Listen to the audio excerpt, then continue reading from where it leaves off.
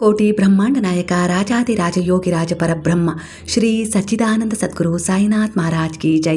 ಗುರುವಿನ ಪಾದಾರವಿಂದಗಳಿಗೆ ವಂದಿಸುತ್ತಾ ನಮಸ್ತೆ ಸ್ನೇಹಿತರೆ, ಈ ದಿನ ಅತ್ಯಂತ ಶುಭ ದಿನ ಸ್ನೇಹಿತರೆ. ಇವತ್ತಿನ ದಿನದ ಗುರುವಾರ ಅತ್ಯಂತ ವಿಶೇಷ ಗುರುವಾರ ಅಂತಾನೆ ಹೇಳ್ಬೋದು. ಯಾಕಂದ್ರೆ ಇದಕ್ಕೆ ಎರಡು ಕಾರಣ ಇದೆ. ಇವತ್ತು ಗುರುವಾರ, ಇವತ್ತು ಪರಮ ಏಕಾದಶಿ ಇದೆ, ಹಾಗೆ ಅಧಿಕ ಮಾಸದ ಕೊನೆಯ ಗುರುವಾರ ಇದಾಗಿರುತ್ತೆ. ಹಾಗಾಗಿ ಈ ದಿನ ಅನೇಕ ರೀತಿಯ ಸಮಸ್ಯೆಗಳಿಗೆ ಪರಿಹಾರ ಕಂಡುಕೊಳ್ಬಹುದು, ಅನೇಕ ರೀತಿಯ ಇಚ್ಛೆಗಳನ್ನು ಪೂರ್ಣಗೊಳಿಸಿಕೊಳ್ಳುವಲ್ಲಿ ಮೊದಲ ಹೆಜ್ಜೆ ಕೂಡ ಇಡಬಹುದು. ಖಂಡಿತ ಆ ಇಚ್ಛೆಗಳು ಪೂರ್ಣಗೊಳ್ಳುತ್ತೆ ಗುರುವಿನ ಅನುಗ್ರಹ ಆಶೀರ್ವಾದದಿಂದ. ಯಾಕಂದ್ರೆ ಗುರು ದಯಾಮಯ, ಕರುಣಾಮಯ, ಪ್ರೇಮಮಯ ಆಗಿದ್ದಾರೆ. ಅದು ಅದರಲ್ಲೂ ಸದ್ಗುರುವಿನ ಆಶೀರ್ವಾದಕ್ಕೆ ನೀವು ಪಾತ್ರರಾದ್ರಿ ಅಂದರೆ ಜೀವನದಲ್ಲಿ ಮೊದಲು ಶಿಸ್ತು ಬರುತ್ತೆ. ಶಿಸ್ತಿನ ನಂತರ ನಿಮ್ಮ ಜೀವನದಲ್ಲಿ ನೀವೇನು ಪಡ್ಕೊಳ್ಬೇಕು ಅಂಥೇಳಿ ಪ್ರಯತ್ನಿಸ್ತಿರಲ್ಲ, ಆ ಪ್ರಯತ್ನದ ಕಡೆ ಆ ಶಿಸ್ತು ಕರ್ಕೊಂಡು ಹೋಗುತ್ತೆ. ನಂತರ ಗುರು ನಿಮ್ಮ ಜೊತೆಗಿರೋದ್ರಿಂದ ಇನ್ನೊಂದು ಏನಪ್ಪ ಅಂದರೆ ನಿಮ್ಮ ಪ್ರಾರಬ್ಧ ಏನಾಗಿತ್ತು, ನಿಮ್ಮ ವಾಸ್ತವ ಏನಾಗಿರಬೇಕು, ನಿಮ್ಮ ಭವಿಷ್ಯ ಹೇಗೆ ರೂಪಿಸ್ಕೊಡ್ಬೇಕು, ಈ ಜ್ಞಾನ ನಿಮಗೆ ಸಿಗತ್ತೆ. ಅವರು ಅದಕ್ಕೆ ಮಾರ್ಗದರ್ಶನ ಮಾಡ್ತಾರೆ. ನೀವು ಅವರಲ್ಲಿ ಪೂರ್ಣವಾದ ನಂಬಿಕೆ ಇಟ್ಟು ಶರಣಾದರೆ ಅವರಿಂದ ಪ್ರತಿ ಕ್ಷಣ ನಿಮಗೆ ಸಹಾಯ ಸಿಗುತ್ತೆ. ಅದರ ಅನುಭವ ಕೂಡ ನಿಮಗೆ ಸಾಕ್ಷಾತ್ಕಾರವಾಗುತ್ತೆ. ನಿಮ್ಮ ಜೀವನದಲ್ಲಿ ಆಗ್ತಾ ಇರುವ ಕೆಲವು ಅಡೆತಡೆಗಳನ್ನು, ಕೆಲಸದಲ್ಲಾಗಿರ್ಬೋದು, ಒಂದು ಸಂಬಂಧದ ವಿಚಾರದಲ್ಲಾಗಿರ್ಬೋದು, ಯಾವುದೇ ರೀತಿ ಒಂದು ವಿಚಾರದಲ್ಲಿ ಸ್ವಲ್ಪ ಅಡೆತಡೆಗಳಿದ್ದಾವೆ ಅಂದರೆ ಅವುಗಳನ್ನು ದೂರ ಮಾಡ್ಕೊಳ್ಳೋಕ್ಕೆ, ಹಾಗೆ ಒಂದಿಷ್ಟು ವಿಚಾರಗಳಲ್ಲಿ ನೀವು ಬಹಳ ಪ್ರಯತ್ನ ಪಡ್ತಾ ಇದ್ದೀರಾ, ಅವುಗಳನ್ನು ಈಡೇರಿಸ್ಕೊಳ್ಳೋಕ್ಕೆ, ಪಡ್ಕೊಳ್ಳೋಕ್ಕೆ, ಖಂಡಿತ ಅದರಲ್ಲಿ ನಿಮಗೆ ಏನು ಒಳಿತಿದೆ, ಒಳಿತಿಲ್ವಾ, ಅದಕ್ಕೆ ಅದರಲ್ಲಿ ಅಡೆತಡೆ ಬರ್ತಾ ಇದೆಯಾ, ಒಳಿತಿನಿಂದ ಕೂಡಿದರೆ ಅದರಲ್ಲಿ ಯಾವ ರೀತಿಯ ಒಂದು ಅಡೆತಡೆ ಕಾರಣವಾಗಿದೆ, ಅದೆಲ್ಲವನ್ನು ಕೂಲಂಕುಷವಾಗಿ ಪರಿಶೀಲನೆ ಮಾಡಿ ಗುರುವು ನಿಮಗೆ ಅನುಗ್ರಹ ನೀಡ್ತಾರೆ.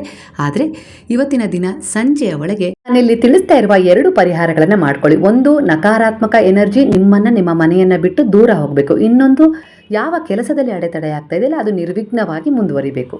ಬಹುದಿನದ ಇಚ್ಛೆಗಳನ್ನು ಈಡೇರಿಸ್ಕೊಳ್ಳೋಕ್ಕೆ, ಹಾಗೆ ನಿಮ್ಮಲ್ಲಿರುವ ಒಂದಿಷ್ಟು ನಕಾರಾತ್ಮಕತೆ ಅಂದರೆ ನಿಮ್ಮ ಮನೆಯಲ್ಲಿರ್ಬೋದು, ನಿಮ್ಮಲ್ಲಿರ್ಬೋದು, ಅದು ಜಗಳ, ಅನೇಕ ರೀತಿಯ ಒಂದಿಷ್ಟು ಸಮಸ್ಯೆಗಳು, ವಾದ ವಿವಾದಗಳಾಗಿರ್ಬೋದು, ಇಲ್ಲ ಅಡೆತಡೆಗಳಾಗಿರ್ಬೋದು, ಇಲ್ಲ ಯಾರದ್ದೋ ಒಂದು ಕೆಟ್ಟ ದೃಷ್ಟಿಯಾಗಿರ್ಬೋದು, ಇವುಗಳಿಂದ ನೀವು ಹೊರಗೆ ಬರಬೇಕು. ನೀವು ಕಂಡ ಕನಸುಗಳನ್ನು ಈಡೇರಿಸ್ಕೊಳ್ಳೋಕ್ಕೆ ಇವತ್ತಿನ ದಿನ ಮೊದಲ ಹೆಜ್ಜೆ ಇಡಲಿಕ್ಕೆ ಒಂದು ಪ್ರಾರ್ಥನೆ ಮಾಡಿ, ಒಂದು ಸಂಕಲ್ಪದಲ್ಲಿ ಸಂಜೆಯ ಸಮಯದಲ್ಲಿ, ಅದೂ ಕೂಡ ಗುರುವಿನ ಎದುರಿಗೆ ಇಲ್ಲ ತುಳಸಿಯ ಎದುರಿಗೆ 2 ತುಪ್ಪದ ದೀಪಗಳನ್ನು ಬೆಳಗಿಸುವ ಮೂಲಕ. ಅಂದರೆ ದೀಪ ಬೆಳಗುವ ಮೊದಲು ಹಣತೆಯನ್ನು ಸಿದ್ಧ ಮಾಡ್ಕೊಳ್ತೀರಾ, ಇಲ್ಲ ನಿಮ್ಮ ಹತ್ರ ಇರುವ ಹಿತ್ತಾಳೆ ದೀಪ, ಬೆಳ್ಳಿ ದೀಪವನ್ನು ಸಿದ್ಧ ಮಾಡ್ಕೊಳ್ತೀರಲ್ಲ, ಅದಕ್ಕೆ ತುಪ್ಪ ಬತ್ತಿಯನ್ನು ಹಾಕಿದ ನಂತರ ಅದರ ಮೇಲೆ ಒಂದು ಚಿಟಿಕೆ ಅರಿಶಿನವನ್ನು ಬೆರೆಸಿ, ಒಂದು ಚಿಟಿಕೆ ಅರಿಶಿನವನ್ನು ಹಿಡಿದು ಪ್ರಾರ್ಥನೆ ಮಾಡ್ಕೊಳ್ಬೇಕು ಗುರುವಿನಲ್ಲಿ.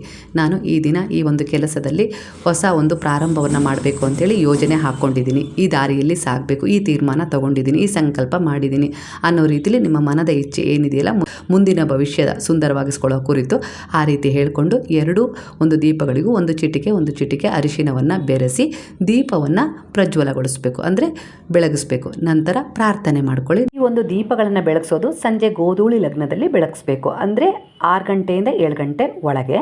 ನಂತರ ಈ ಸಮಯ ತಪ್ಪೋಯ್ತು, ಆಗೋದಿಲ್ಲ ಅಂದರೆ ಶಿರಡಿಯಲ್ಲಿ ಬಾಬಾರವರಿಗೆ ಕೊನೆಯದಾಗಿ ಒಂದು ಆರತಿ ನಡೆಯುತ್ತೆ ರಾತ್ರಿ 10 ಗಂಟೆಗೆ. ಹಾಗಾಗಿ 10 ಗಂಟೆ ಸಮಯದಲ್ಲೂ ಕೂಡ ಕೈಕಾಲು ಮುಖ ತೊಳೆದು 2 ತುಪ್ಪದ ದೀಪಗಳನ್ನು ಬೆಳಗಿಸುವ ಮೂಲಕ ಈ ರೀತಿ ನಾನು ಹೇಳಿದ್ನಲ್ಲ ಆ ರೀತಿ ಮಾಡಿಕೊಂಡ್ರೆ ನಡೆಯುತ್ತೆ. ಇಲ್ಲ ಸಂಜೆ ಸಮಯ ಸಿಗಲಿಲ್ಲ ಅಂಥವರು ರಾತ್ರಿ 10 ಗಂಟೆಗೂ ಕೂಡ ಒಂದು ಆರತಿಯನ್ನು, ಈ ರೀತಿ ತುಪ್ಪದ ಆರತಿಯನ್ನು ಬಾಬಾರವರ ಎದುರಿಗೆ ಬೆಳಗಿಸಿ ಅದರಲ್ಲಿ ನಿಮ್ಮ ಒಂದು ಯೋಜನೆಯ ಕುರಿತು ನಾನು ಹೇಗೆ ಹಿಂದೆ ಹೇಳಿದ್ನಲ್ಲ ಆ ರೀತಿ ನಾನು ಆರಂಭ ಮಾಡ್ತಾ ಇದ್ದೀನಿ, ಈ ರೀತಿ ಮನಸ್ಸಲ್ಲಿ ಇಟ್ಕೊಂಡಿದ್ದೀನಿ, ಈ ಉದ್ದೇಶ ಇದೆ, ಈ ಸಂಕಲ್ಪ ಇದೆ ಅನ್ನೋ ರೀತಿಯಲ್ಲಿ ನಿಮ್ಮ ಇಚ್ಛೆಯಿಂದ ಅದು ಖಂಡಿತ ಈಡೇರುತ್ತೆ, ನನಗೆ ನಂಬಿಕೆ ಇದೆ ಅಂತ ಹೇಳಿಕೊಂಡು ಆ ಅರಿಶಿನವನ್ನು ನಿಮ್ಮ ಕೈಯಲ್ಲಿ ಹಿಡಿದಿರುವ ಅರಿಶಿನವನ್ನು, ಚಿಟಿಕೆ ಅರಿಶಿನವನ್ನು ಒಂದು ದೀಪಕ್ಕೆ ಹಾಗೆ ಇನ್ನೊಂದು ದೀಪಕ್ಕೂ ಹಾಕಿ 2 ದೀಪಗಳಿಗೂ ಹಾಕಿ ಬೆಳಗಿಸಿ ಒಂದು ಸಂಕಲ್ಪ ಮಾಡ್ಕೊಳ್ಳಿ. ಹಾಗೆ ಈ ದಿನ ಸಂಜೆ ಇಲ್ಲ ರಾತ್ರಿ ಮಲಗೋದಕ್ಕಿಂತ ಮೊದಲು ನೆಗೆಟಿವ್ ಎನರ್ಜಿ ರಿಮೂವ್ ಆಗಲೇಬೇಕಲ್ವ, ಕೆಟ್ಟದನ್ನು ದೂರ ಮಾಡಿಕೊಂಡೇ ಹೊಸ ಹೆಜ್ಜೆ ಇಡಬೇಕು, ಹೊಸದ್ರ ಕಡೆ ಹೋಗಬೇಕು ಅಲ್ವಾ.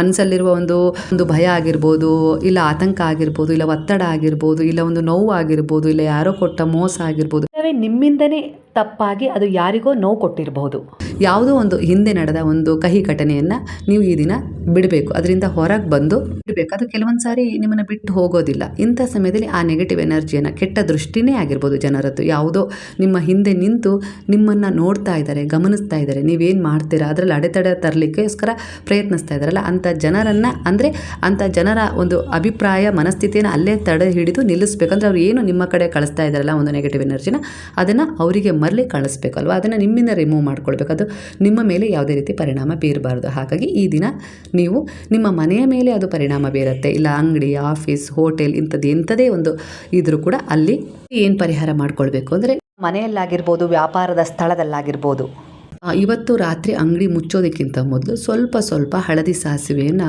ಅಂಗಡಿ, ಆಫೀಸ್, ಯಾವುದೇ ರೀತಿ ಒಂದು ವ್ಯವಹಾರ ನಡೆಸ್ತಿರಲ್ಲ ಅಲ್ಲಿ ಮೂಲೆಗೂ ಒಂದು 10 ಕಾಳು ಬಿಳಿಯ ಸಾಸಿವೆ ಅಂದರೆ ಹಳದಿ ಸಾಸಿವೆ ಸಿಗುತ್ತೆ, ಅದನ್ನು ಹಾಕಬೇಕು. ನಂತರ ಬೆಳಗ್ಗೆ ಹೋಗಿ ತಕ್ಷಣ ಅದನ್ನು ಕಸಗುಡಿಸಿ ಆಫೀಸಿನಿಂದ, ಒಂದು ಹೋಟೆಲಿಂದ, ಇಲ್ಲ ಅಂಗಡಿಯಿಂದ ಅದನ್ನು ಹೊರಗೆ ಹಾಕಿಬಿಡಬೇಕು. ಖಂಡಿತ ಅದು ಏನೋ ಒಂದು ನೆಗೆಟಿವ್ ಎನರ್ಜಿ ಎಲ್ಲ ಅಬ್ಸರ್ವ್ ಆಗಿರುತ್ತಲ್ಲ ಅದನ್ನೆಲ್ಲ ಹೀರ್ಕೊಂಡಿರುತ್ತೆ, ಅದು ಅಂಗಡಿಯಿಂದ ಹೊರಗೆ ಹೋಯಿತು. ಇದು ನಿಮ್ಮ ಮನಸ್ಥಿತಿ ಆಗಿರಬೇಕು, ಇದೇ ನಿಮ್ಮ ಅಫರ್ಮೇಷನ್ ಅಂದರೆ ಮ್ಯಾನಿಫೆಸ್ಟ್ ಆಗಿರಬೇಕು. ಖಂಡಿತ ಅದು ಅದೇ ರೀತಿ ಆಗುತ್ತೆ. ಈ ರೀತಿ 5 ಗುರುವಾರ ಮಾಡ್ಕೊಳ್ಳಿ, ಖಂಡಿತ ಒಳ್ಳೆಯದಾಗುತ್ತೆ. ನಿಮಗೆ ಅದರ ಒಂದು ಅನುಭವ ಗೊತ್ತಾಗ್ತಾ ಹೋಗುತ್ತೆ. ಈ ರೀತಿ ಮಾಡ್ಕೊಳ್ಳಿ. ಹಾಗೆ ಮನೆ ಮೇಲೆ ಈಗ ನೀವು ಆ ಮನೇಲಿ ವಾಸ ಮಾಡ್ತೀರಿ, ಏನೋ ಒಂದು ಒಳ್ಳೆಯ ಕಾರ್ಯಕ್ಕೆ ಹೋಗೋದಾದರೂ ಅಲ್ಲಿಂದನೇ ಶುರು ಅಲ್ವಾ. ಮಕ್ಕಳು ಶಾಲೆಗೆ ಹೋಗೋದು ಅಲ್ಲಿಂದನೇ, ಗಂಡ ಆಫೀಸಿಗೆ ಹೋಗೋದು ಅಲ್ಲಿಂದನೇ, ಅಂದರೆ ಒಟ್ಟಾರೆಯಾಗಿ ಆ ಮನೆ ಮೂಲ ನೆಲೆಯಾಗಿರುತ್ತೆ. ಅಲ್ಲಿಂದನೇ ನೀವು ಏನಾದರೂ ಒಂದು ಹೊಸ ಆರಂಭವನ್ನು ಮಾಡುವ ಯೋಜನೆ ಹಾಕ್ಕೊಂಡಿರ್ತೀರಿ, ಶುರುನೂ ಕೂಡ ಅಲ್ಲಿಂದನೇ ಮಾಡ್ತೀರಾ. ಅಂದರೆ ನೆಗೆಟಿವ್ ಎನರ್ಜಿ ಕೆಲವ್ರದ್ದು ನಿಮ್ಮ ಮನೆಗೆ ಬಂದವ್ರದ್ದಾಗಿರ್ಬೋದು, ನಿಮ್ಮ ಸಂಬಂಧಿಕರದ್ದಾಗಿರ್ಬೋದು, ಇಲ್ಲ ಯಾವುದೋ ರೀತಿ ಒಂದು ಕೆಟ್ಟ ಅಭಿಪ್ರಾಯವನ್ನು ಇಟ್ಕೊಂಡು ಬಂದವರು ಅಲ್ಲೊಂದು ನೆಗೆಟಿವ್ ಎನರ್ಜಿನ ಬಿಟ್ಟು ಹೋಗಿರ್ತಾರೆ. ಆ ಎನರ್ಜಿನ ನೀವು ಹೊರಗೆ ಹಾಕಲೇಬೇಕು, ಆ ಕೆಟ್ಟ ದೃಷ್ಟಿಯನ್ನು. ಇಲ್ಲ ಅಂದರೆ ಆ ದೃಷ್ಟಿ ನಿಮಗೆ ಎಲ್ಲೋ ಒಂದು ರೀತಿಯಲ್ಲಿ ಮಂಕ್ ಹಾಕ್ಸೋದು, ಕೆಲಸದಲ್ಲಿ ಅಡೆತಡೆ ತರೋದು, ಇಲ್ಲ ಮನೆಯಲ್ಲಿ ಇದ್ದಕ್ಕಿದ್ದ ಹಾಗೆ ವಾದ ವಿವಾದಗಳು ನಡೆಯೋದು, ಈ ರೀತಿ ಏನೋ ಒಂದು ಅನಿರೀಕ್ಷಿತ ಸಮಸ್ಯೆಗಳನ್ನು ಎದುರು ಮಾಡ್ತಾ ಇರ್ತೇವೆ. ಅದರಿಂದ ಏನಾಗುತ್ತೆ ಅಂದರೆ ಅಂದ್ಕೊಂಡಿದ್ದನ್ನು ಮಾಡೋಕ್ಕೆ ಆಗೋದಿಲ್ಲ. ಏನೋ ಮಾಡಬೇಕು ಅಂತೇಳಿ ಯೋಜನೆ ಹಾಕ್ಕೊಂಡಿರ್ತೀರ, ಮಾತಾಡ್ಕೊಳ್ತಾ ಇರ್ತೀರಿ, ಇದ್ದಕ್ಕಿದ್ದಂಗೆ ಅಲ್ಲಿ ವಾದ ವಿವಾದ ಆಯಿತು ಅಂದರೆ ಆ ವಿಚಾರವನ್ನು ಅಲ್ಲೇ ಕೈ ಬಿಟ್ಬಿಡ್ತೀರ. ಆ ರೀತಿ ಆಗತ್ತದು, ಮಾಡತ್ತೆ. ಯಾಕಂದರೆ ನಿಮಗೇನು ಮುಂದೆ ಹೋಗ್ಲಿಕ್ಕೆ ಕೊಡೋದಿಲ್ಲ. ಅದು ಏನೇ ಒಂದು ಒಳ್ಳೆಯದನ್ನು ಮಾಡಬೇಕಾದ್ರೂ ಅದು ಮುಂದೆ ಹೋಗ್ಲಿಕ್ಕೆ ಕೊಡೋದಿಲ್ಲ. ಅದು ಅಲ್ಲೇ ಯಾವುದೋ ಒಂದು ರೀತಿಯಲ್ಲಿ ನೆಗೆಟಿವ್ ಎನರ್ಜಿ ಆವರಿಸೋದ್ರ ಮೂಲಕ ವಾದ ವಿವಾದ, ಜಗಳ, ಏನೋ ಸಮಸ್ಯೆ, ಅಡೆತಡೆ ಬರೋದ್ರ ಮೂಲಕ ಅದು ಅಲ್ಲೇ ತಡೀತಾ ಇದೆ ನಿಮ್ಮ ಮನೆಯಲ್ಲಿ. ಹಾಗಾಗಿ ಅದು ಮನೆಯಿಂದ ಹೊರಗೆ ಹೋಗಬೇಕು ಅಂದರೆ ಇಲ್ಲಿ ನಾನು ಹೇಳೋ ರೀತಿಯ ಒಂದು ಪರಿಹಾರವನ್ನು ಮಾಡ್ಕೊಳ್ಳಿ, ಅದ್ಭುತವಾದ ರಿಸಲ್ಟ್ ಸಿಗುತ್ತೆ. ಒಂದು ಲಿಂಬೆಹಣ್ಣು ತಗೊಳ್ಳಿ, ಅದರಲ್ಲಿ 4 ಕಡೆ ಒಂದು ಸಣ್ಣ ತೂತ ಮಾಡಿ 4 ಹೂವಿರುವ ಅಂದರೆ ಮುರಿದು ಹೋಗಿರಬಾರ್ದು, ಹೂವು ಅರಳಿದಂತೆ ಇರುವ ಒಂದು ಲವಂಗವನ್ನು ತಗೊಂಡು ಅದರಲ್ಲಿ ಚುಚ್ಚಿ ಅದನ್ನು ಇಲ್ಲಿ ವಿಡಿಯೋದಲ್ಲಿ ತೋರಿಸಿದ್ದೇನಲ್ವಾ, ಆ ಲಿಂಬೆಹಣ್ಣ ಕೈಯಲ್ಲಿ ಹಿಡಿದು ಪ್ರತಿ ಕೋಣೆಗೆ ಹೋಗುತ್ತಿರುವುದು ಹಾಗೆ ನಿಮ್ಮ ಮನೆಯ ಎಲ್ಲ ರೀತಿಯ ಒಂದು ಕೋಣೆಗಳಿಗೆ ತಗೊಂಡು ಹೋಗಬೇಕು ಕೈಯಲ್ಲಿ ಹಿಡಿದು. ನಮ್ಮ ಮನೆಯಲ್ಲಿರುವ ಎಲ್ಲ ರೀತಿಯ ಒಂದು ನೆಗೆಟಿವ್ ಎನರ್ಜಿ ಆಗಿರ್ಬೋದು, ದೃಷ್ಟಿದೋಷ ಆಗಿರ್ಬೋದು, ಯಾರೇ ಏನೇ ಒಂದು ಕೆಟ್ಟ ಪ್ರಭಾವವನ್ನು ಬೀರಿದರೂ ಕೂಡ ಮಾಡಿದರೂ ಕೂಡ ಅದೆಲ್ಲವೂ ಈ ಲಿಂಬೆಹಣ್ಣಿನ ಮೂಲಕ ಹೊರ ಹೋಗಬೇಕು ಅನ್ನೋ ರೀತಿಯಲ್ಲಿ ಪ್ರಾರ್ಥನೆ ಮಾಡಿಕೊಂಡು ಅದನ್ನು ತಗೊಂಡೋಗಿ ಮನೆಯ ಮೇನ್ ಡೋರ್ ಎದುರಿಗೆ ನಿಂತು ಸುಳಿಬೇಕು. ಮೇಲಿಂದ ಕೆಳಗಡೆ 3 ಬಾರಿ ಸುಳಿದು ಅದನ್ನು ಮನೆಯಿಂದ ಹೊರಗಡೆ ಹಾಕಬೇಕು. ಯಾರು ತುಳಿದೇ ಇರೋ ಜಾಗಕ್ಕೆ ಎಸೆದ್ರೆ ಆಯಿತು. ಇಲ್ಲ ಅಂದರೆ ಅದ್ರ ಖಾಲಿ ಜಾಗದಲ್ಲಿ ಸ್ವಲ್ಪ ಮಣ್ಣನ್ನು ಕೆಳಗಡೆ ಜರಿಸಿ ಅದರೊಳಗೆ ಹಾಕಿ ಮುಚ್ಚಿದ್ರೂ ಆಯಿತು. ಅಂದರೆ ಅದು ಪಂಚಭೂತಗಳಲ್ಲಿ ಲೀನವಾಗುತ್ತೆ. ನಿಮ್ಮ ಕೆಟ್ಟ ದೃಷ್ಟಿ, ನಕಾರಾತ್ಮಕ ದೃಷ್ಟಿ ಎಂಥದ್ದೇ ಪ್ರಭಾವ ಬೀರಿದರೂ ಕೂಡ ಅದು ಲಿಂಬೆಹಣ್ಣಿನ ಮೂಲಕ ಹೋಯಿತು, ಅದು ಲಿಂಬೆಹಣ್ಣಿನ ಮೂಲಕ ಹೊರಗಡೆ ಹೋಯಿತು. ಇದು ನಂಬಿಕೆಯಿಂದ ಮಾಡ್ಕೊಳ್ಬೇಕು. ನಂಬಿಕೆ ಇಲ್ಲದಿದ್ದರೆ ನಡೆಯೋದಿಲ್ಲ. ನಂಬಿಕೆಯಿಂದ ಮಾಡಿಕೊಂಡ್ರೆ ಖಂಡಿತ ನಡೆಯುತ್ತೆ. ಯಾಕಂದರೆ ಲವಂಗ ಆಗಿರ್ಬೋದು, ಲೆಮನ್ ಆಗಿರ್ಬೋದು, ಅದು ಅದರದ್ದೇ ಆದ ಒಂದು ಮಹತ್ವವುಳ್ಳ ಶಕ್ತಿಯನ್ನು ಹೊಂದಿದೆ. ಹಾಗಾಗಿ ನಾನು ಯಾವಾಗಲೂ ಹೇಳ್ತೀನಿ, ಲಿಂಬೆಹಣ್ಣನ್ನು ಕೈಯಿಂದ ಕೈಗೆ ಪಾಸ್ ಮಾಡಬಾರ್ದು. ಹಾಗೆ ನಾವು ಅಂಗಡಿಯಲ್ಲಿ ಕೊಂಡ್ಕೊಳ್ಬಾಗೋದ್ರೂ ಕೂಡ ಅದನ್ನು ಅವರ ಕೈಯಿಂದ ಡೈರೆಕ್ಟಾಗಿ ಇಸ್ಕೊಳ್ಬಾರ್ದು. ಕೆಲವೊಂದು ಸರಿ ಏನಾಗುತ್ತೆ ಅಂದರೆ ಅಂಗಡಿಯವರು ಕೂಡ ಒಂದೇ ರೀತಿ ಇರೋದಿಲ್ಲ. ಅವರಲ್ಲಿ ಏನೋ ಒಂದು ನಕಾರಾತ್ಮಕ ಭಾವ ಇರ್ಬೋದು, ಇಲ್ಲ ಅವ್ರ ಮನೇಲಿ ಯಾವುದೋ ಒಂದು ರೀತಿಯ ಸಮಸ್ಯೆ ಬಗ್ಗೆ ಅವರು ಯೋಚಿಸ್ತಾ ಅಂಗಡಿಯಲ್ಲಿ ವ್ಯಾಪಾರ ಮಾಡ್ತಿರ್ತಾರೆ. ಅಂತಹ ಸಂದರ್ಭದಲ್ಲಿ ಅವರೊಂದು ನೆಗೆಟಿವ್ ಆಗಿ ಯೋಚಿಸುವಂಥ ಸಂದರ್ಭದಲ್ಲಿ ನೀವು ಹೋಗಿ ಲಿಂಬೆಹಣ್ಣು ಕೊಡಿ ಅಂತ ಕೇಳಿದಾಗ ಅವರು ಲಿಂಬೆಹಣ್ಣು ಕೊಡ್ತಾರೆ. ಅಂದರೆ ಅದೇ ಒಂದು ನಕಾರಾತ್ಮಕ ಎನರ್ಜಿಯೊಂದಿಗೆ ಕೊಡ್ತಾರೆ. ಆಗ ಅವರ ಕೈಯಲ್ಲಿ ಹಿಡಿದಾಗ ಆ ನಕಾರಾತ್ಮಕ ಭಾವ ಅದರಲ್ಲಿ ಇರುತ್ತೆ, ಅಬ್ಸರ್ವ್ ಮಾಡ್ಕೊಂಡಿರುತ್ತೆ, ಅದು ನಿಮ್ಮ ಕೈಗೆ ಪಾಸ್ ಆಗುತ್ತೆ. ಹಾಗಾಗಿ ಈ ರೀತಿ ನೆಗೆಟಿವ್ ಎನರ್ಜಿ ಕೂಡ ಕೆಲವೊಂದು ಸರಿ ಒಂದು ಆಲಸ್ಯ, ಸೋಮಾರಿತನ, ಸಮಸ್ಯೆ, ಕಿರಿಕಿರಿಗೆ ವಿನಾಕಾರಣ ಬರೋದು ಅಂತಾರಲ್ಲ, ಇದು ಆ ರೀತಿಯಾದ ಸಮಸ್ಯೆ. ಇದು ಅಂದರೆ ಉದ್ದೇಶಪೂರ್ವಕವಾಗಿ ಅವ್ರು ಮಾಡಿರೋದಿಲ್ಲ, ಅದು ಅನವಶ್ಯಕವಾಗಿ ಅವ್ರು ಯಾವುದೋ ಒಂದು ರೀತಿಯಲ್ಲಿ ಸಮಸ್ಯೆಯಲ್ಲಿ ಇರ್ತಾರೆ, ಚಿಂತೆಯಲ್ಲಿ ಇರ್ತಾರೆ, ಅದು ಈ ರೀತಿಯಾಗಿ ನಿಮ್ಮ ಕೈ ಸೇರುತ್ತೆ. ಹಾಗಾಗಿ ಲಿಂಬೆ ಹಣ್ಣಾಗಿರ್ಬೋದು, ಉಪ್ಪಾಗಿರ್ಬೋದು, ಕೈಯಿಂದ ಕೈಗೆ ಶೇರ್ ಮಾಡಬಾರ್ದು ಅಂತ ಯಾವಾಗಲೂ ಹೇಳ್ತೀನಿ. ಈ ರೀತಿ ಮಾಡ್ಕೊಳ್ಳಿ. ಹಾಗೆ ಸಂಜೆ ತುಳಸಿಯ ಎದುರಿಗೆ 2 ತುಪ್ಪದ ದೀಪ, ಹಾಗೆ ಸಾಯಿ ಬಾಬಾರವರ ಎದುರಿಗೆ 2 ತುಪ್ಪದ ದೀಪವನ್ನು ಬೆಳಗಿಸುವ ಮೂಲಕ ಬೆಳಗಿಸಿ ನಂತರ ಅದರಲ್ಲಿ ಒಂದು ಚಿಟಿಕೆ ಅರಿಶಿನವನ್ನು ಪ್ರಾರ್ಥನೆ ಮಾಡ್ಕೊಂಡು ಸಂಕಲ್ಪ ಮಾಡ್ಕೊಂಡು ಹಾಕ್ಕೊಳ್ಳಿ. ಮುಂದಿನ ಒಂದು ಯೋಜನೆಯ ಕುರಿತು ಅಂತ ಹೇಳಿದ್ದೀನಿ. 2 ಪರಿಹಾರವನ್ನು ಮಾಡ್ಕೊಳ್ಳಿ. ಇವತ್ತಿನ ದಿನ ಬಹಳ ವಿಶೇಷವಾದ ದಿನ, ಅಂದರೆ ಅಧಿಕ ಮಾಸದ ಕೊನೆಯ ದಿನ. ಈ ಸಮಯದಲ್ಲಿ ನೀವು ಏನೇ ಮಾಡಿದರೂ ಒಳ್ಳೆಯದು, ಅಧಿಕ ಫಲ ಕೊಡುತ್ತೆ. ಹಾಗಾಗಿ ಅಧಿಕವಾದ ಒಂದು ಸಕಾರಾತ್ಮಕ ಎನರ್ಜಿ ನಿಮ್ಮನ್ನು, ನಿಮ್ಮ ಮನೆಯನ್ನು ಆಶೀರ್ವದಿಸಲಿ, ಸಂರಕ್ಷಿಸಲಿ. ಹಾಗೆ ನಿಮ್ಮಲ್ಲಿರುವ ಎಂಥದ್ದೇ ಒಂದು ನಕಾರಾತ್ಮಕತೆಯ ಒಂದು ಕ್ರಿಯೆ ಮಾಡಿದರೂ ಕೂಡ ಅದು ದೂರವಾಗಲಿ ಅಂತೇಳಿ ನೀವು ಪ್ರಾರ್ಥನೆ ಮಾಡಿರ್ತಾರಲ್ಲ, ಅದು ಯಾರು ಮಾಡಿರ್ತಾರೋ ಅವ್ರಿಗೆ ಹೋಗಿ ಸೇರಲೇಬೇಕು. ಯಾಕಂದರೆ ಅದೊಂದು ಎನರ್ಜಿ ಆಗಿರುತ್ತೆ. ಯಾರು ಅದನ್ನು ಕಳಿಸಿರ್ತಾರೋ ಅವ್ರ ಹತ್ರ ಹೋಗಬೇಕದು ಖಂಡಿತ. ಯಾಕಂದರೆ ಅದಕ್ಕೊಂದು ನೆಲೆ ಇರೋದಿಲ್ಲ ಅಲ್ವಾ. ಅದು ರಿಮೂವ್ ಆಗೇ ಆಗುತ್ತೆ. ನೀವು ಅದೇ ಒಂದು ಒಳ್ಳೆಯ ಉದ್ದೇಶ, ನಿಮ್ಮದು ಸದುದ್ದೇಶ ಇದೆ, ಯಾರು ನಮಗೇನು ಕೆಟ್ಟದ್ದು ಕೊಟ್ಟಿದ್ದಾರೋ ಅವ್ರ ಬಳಿ ಹೋಗಲಿ ಅಷ್ಟೇ ಅಲ್ವಾ. ನೀವೇನು ಕೆಟ್ಟದೇ ಮಾಡಬೇಕು ಅಂತೇಳಿ ನೀವು ಬಯಸಿ ಮಾಡ್ತಾ ಇಲ್ವ ಉದ್ದೇಶಪೂರ್ವಕ ಬಗ್ಗೆ, ಅವರು ಯಾರೇನು ಉದ್ದೇಶ ಇಟ್ಕೊಂಡು ಮಾಡಿದ್ರೆ ಅದು ಅವ್ರಿಗೆ ಹೋಗಿ ಹಿಂತಿರುಗಲಿ ಅಂತೇಳಿ ಹೇಳ್ತಾ ಇದ್ದೀರಾ. ಹಾಗೆ ಒಳ್ಳೆಯದ್ರ ಬಗ್ಗೆ ನೀವು ಮ್ಯಾನಿಫೆಸ್ಟ್ ಮಾಡಿ. ನಾನು ಹೇಳಿದ್ನಲ್ಲ 2 ತುಪ್ಪದ ದೀಪಗಳನ್ನು ಬೆಳಗಿಸುವ ಮೂಲಕ ಮಾಡಿ, ಖಂಡಿತ ಒಳ್ಳೆಯದಾಗುತ್ತೆ. ಈ ಪರಿಹಾರವನ್ನು ಸಂಜೆ ಒಳಗೆ, ರಾತ್ರಿ ಒಳಗೆ, ಮಲಗೋದ್ರೊಳಗೆ ಮಾಡ್ಕೊಳ್ಳಿ. ತುಂಬ ಅದ್ಭುತವಾದ ಪರಿಹಾರ ಇದು. ಗುರುವಿನ ಆಶೀರ್ವಾದ, ನಿಮ್ಮ ಕುಲದೇವರ ಆಶೀರ್ವಾದ, ಗ್ರಾಮ ದೇವತೆಯ ಆಶೀರ್ವಾದ ನಿಮ್ಮ ಮೇಲೆ ಸಂಪೂರ್ಣವಾಗಿರಲಿ ಅಂತೇಳಿ ಗುರುವಿನಲ್ಲಿ ಪ್ರಾರ್ಥನೆಯನ್ನು ಮಾಡ್ಕೊಳ್ತಾ, ಹಾಗೆ ಲಕ್ಷ್ಮೀನಾರಾಯಣರ ಕೃಪೆ ನಿಮ್ಮ ಮೇಲೆ ಸದಾ ಇರಲಿ. ನೀವು ಅಂದ್ಕೊಂಡಿದ್ದ ಕೆಲಸ ಕಾರ್ಯಗಳು ನಿರ್ವಿಘ್ನವಾಗಿ ನೆರವೇರಲಿ. ಹಾಗೆ ಗುರುವಿನ ಕೃಪೆಯೊಂದಿಗೆ, ಅವರ ಬಲದೊಂದಿಗೆ ನಿಮ್ಮ ಜೀವನ ಸುಖ, ಶಾಂತಿ, ಸಮೃದ್ಧಿಯನ್ನು ಪಡ್ಕೊಳ್ಳಿ. ಆ ಸದ್ಗುರುವಿನ ಆಶೀರ್ವಾದ ಸದಾ ನಿಮ್ಮ ಮೇಲಿರಲಿ ಅಂತೇಳಿ ಗುರುವಿನಲ್ಲಿ ಪ್ರಾರ್ಥನೆಯನ್ನು ಮಾಡ್ತಾ ಇವತ್ತಿನ ವಿಡಿಯೋ ಮುಗಿಸ್ತಾ ಇದ್ದೀನಿ. ಸ್ನೇಹಿತರೆ, ಮಾಹಿತಿ ಇಷ್ಟವಾಗಿದ್ದರೆ ಯಾರಿಗಾದರೂ ಶೇರ್ ಮಾಡಬೇಕು ಅಂತೇಳಿ ನಿಮ್ಗೆ ಅನಿಸಿದರೆ ಖಂಡಿತ ಶೇರ್ ಮಾಡಿ. ಇನ್ನೊಂದು ಏನಪ್ಪ ಅಂದರೆ ವಿಚಾರ, ಇದೇ ಒಂದು ಗುರುವಾರ ಮಾಡ್ಕೊಳ್ಬೋದಾ ಇಲ್ಲ ಪ್ರತಿ ಗುರುವಾರ ನಾವು ಮಾಡ್ಕೊಳ್ಬೋದು ಅಂದರೆ ಖಂಡಿತ 15 ದಿನಗಳಿಗೊಮ್ಮೆ ನೀವು ಇದನ್ನು ಮಾಡ್ಕೊಳ್ಬೋದು. ಯಾವುದಾದ್ರೂ ಒಂದು ಗುರುವಾರ, ಯಾವುದಾದ್ರೂ ಒಂದು ಗುರುವಾರ ತಪ್ಪೋಯಿತು ಅಂದರೆ ಏನು ಮಾಡಬೇಕು, ಭಾನುವಾರ ಮಾಡ್ಕೊಳ್ಬೋದು. ಖಂಡಿತ ಒಳ್ಳೆಯದು ಸ್ನೇಹಿತರೆ.